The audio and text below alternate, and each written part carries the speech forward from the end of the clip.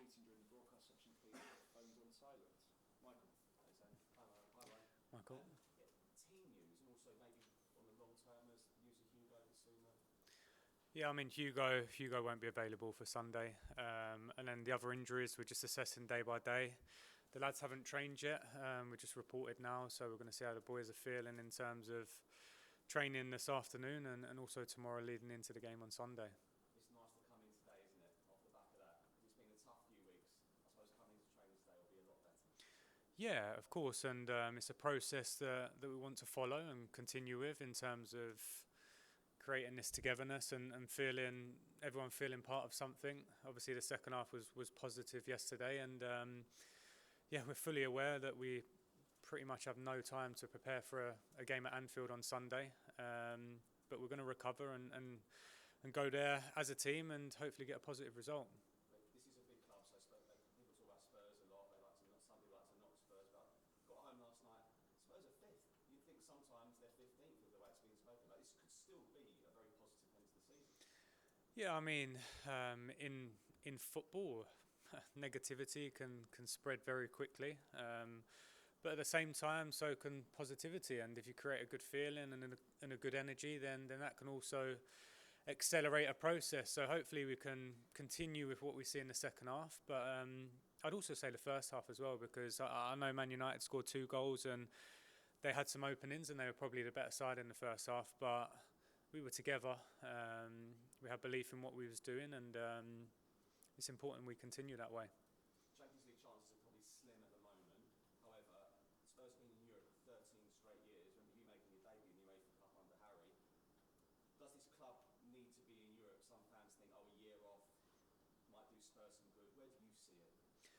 Honestly, and for me, I'll remain quite consistent with this. The most important thing for this football club is to be together and feel like everyone's connected and everyone's pulling in the same direction. And then what happens on the football pitch will happen.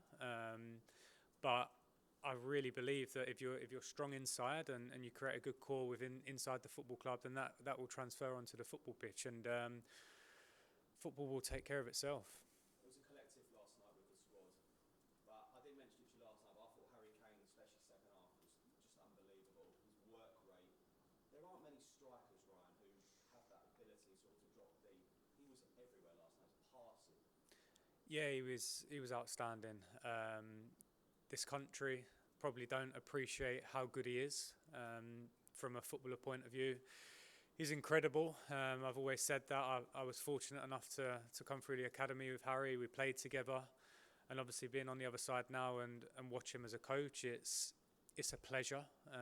I've thought it many times in the last couple of seasons to watch him live. This country should appreciate we've got a real special talent. Do you think it gets stick about not winning things and all that? Is that just the way it is in this country sometimes? It's crazy people compare him. Every time he's won a record, people start to compare him with other ex-players. Yeah, listen, that's people's opinion, but I certainly value loyalty, and when I see a player showing loyalty, not only on the football pitch, but off it as well. He's a family man. He's humble. He's hardworking, and if I'm speaking to any kid in this academy or around the world, I say to look at Harry, because he's a role model for so many people, not just children, but for adults as well. And we're very lucky to have him here. Daniel Levy said the other week, maybe one day there's a statue of Harry Kane outside the Tottenham Hotspur Stadium. You as a Tottenham man, you can't imagine life at Tottenham without Harry, could you? Listen, the future is the future. It's important that we focus on right now, and our fans love him. We all love him here, and we appreciate him at this football club. Thanks, Mike. Jake.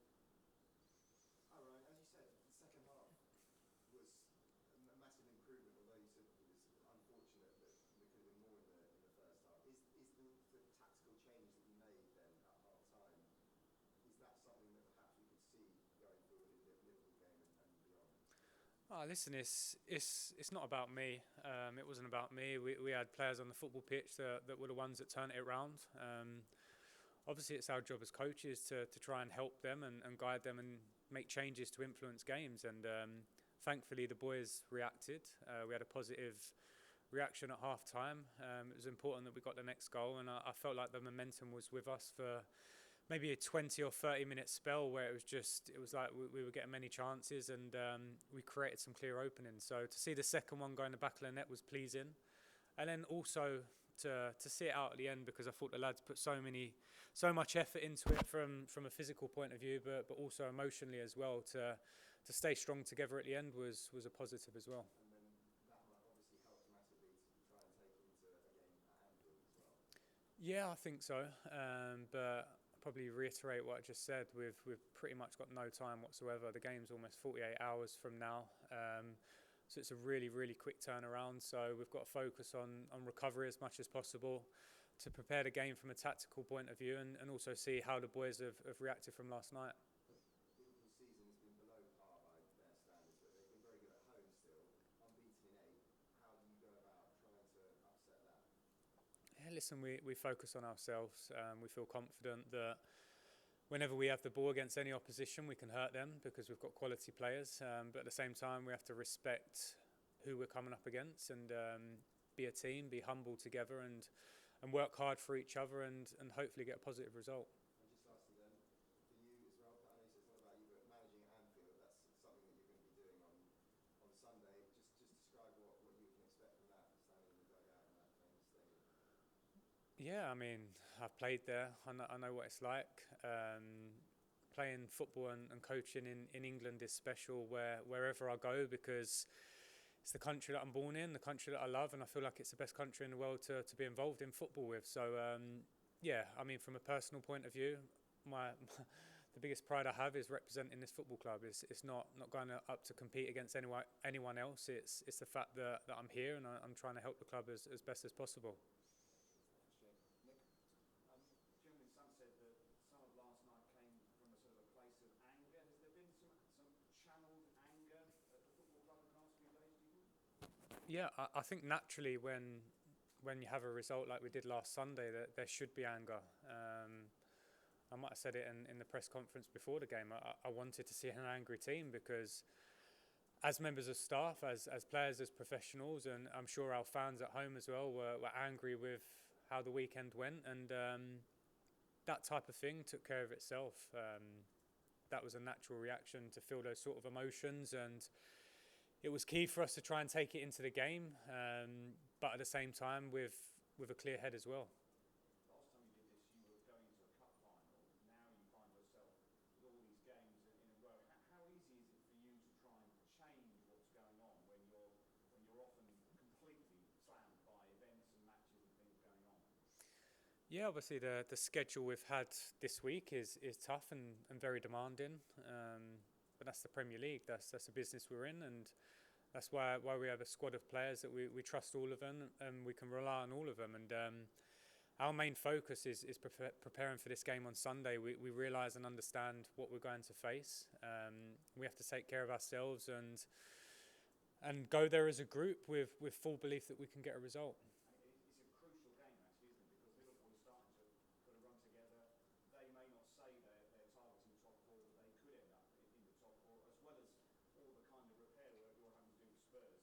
This is a big kind of battle for a European spot, as well as everything else.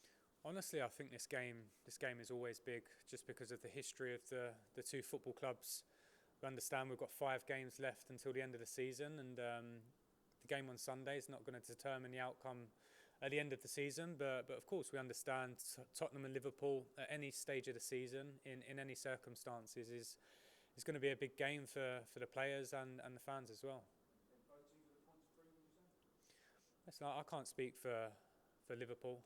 They're their own club in their own situation, but I've said that for us it's about being together, and creating that togetherness, and going there strong as a team, and a team that everyone can look at us and say, yeah, we see a group of players that are working for each other. Bob? Hi Ryan. Richarlison's had a bit of a stop-start season, through injured, but he's in the team last night. What did you make of his performance? Yeah, I thought he helped us. He done exactly what I thought he would do. He caused them a lot of problems running in the channels and creating a bit of physicality for us. Obviously, he's had a bit of time out, and you could probably see that in terms of the lack of rhythm at times. But he's that type of player that causes a lot of trouble, and yeah, I think once he scores a goal and once he gets that confidence, then we might see a different type of player. Is that a case of just giving him those minutes now as well to make sure you see him at his very best? No, we've got a squad of players that we need to decide the best team to win a game of football. We felt like last night Richie, the profile of player he is, could help us, and we spoke before about having a bit of anger and showing a reaction. I think naturally Richie is that type of player that likes a bit of physical contact, and yeah, I was very pleased with his performance last night.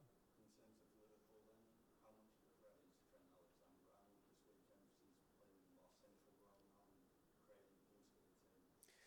Yeah, obviously we're talking about an exceptional footballer, but they've got many different players that can cause us problems. They've proven that over the years, and we're aware of that. The focus on us isn't one individual. It's about stopping them as a team, and also us acting as a team with the ball and hopefully hurting them as well. Okay, Jack. Spurs obviously have not had much success at Anfield over recent years. Do you worry there might be an inferiority complex from the group, and how do you change that? No, every game's different. We have to approach every game with the mindset of being in the present and in that moment. It's a difficult place to go. We're aware of that, and yeah, like you rightly say, I think the recent history probably suggests that. But I don't think on Sunday, years gone by, is going to influence the outcome of the match or the mindset we approach it with. We're confident. We're always going to be confident in our ability, and if we perform to our best with the ball, we know we can hurt them. Quickly, now Juma came on last night. What do you make of him as a player against Hotspur? Yeah, I mean, we're recovering some players in the attacking positions. We've had quite a few injuries in those positions. He's a player with energy, and he's a player also that arrives in goal scoring positions quite often when he plays. And yeah, I want to see him keep working hard on the training pitch and giving us a problem to have when we're selecting a team. Finish with them, please. Just on Richarlison again, Ryan, you played him on the left last night and Son on the right. Under your predecessors, it was normally the other way around. Can you just explain your thinking there? Yeah, like I say, in terms of for us, I felt like we could exploit them in the channels, and naturally for Richie, the left side is probably better for him, and he can score from that side. And we've seen with Sonny over the years that whether he's on his right foot or left foot from outside the box or cutting in either side, he can score goals. So we wanted to keep that goal threat from both channels, and I felt like we had that. Obviously in the first half we probably wasn't as clinical as we would have liked to have been, but at the same time the players could feel that every time we had the ball we could hurt them, and going forward that's important for us. And we all know by now that Harry can play 10 and 9 just as well, but it did look like he was dropping deep more often than perhaps he has at other points in the season.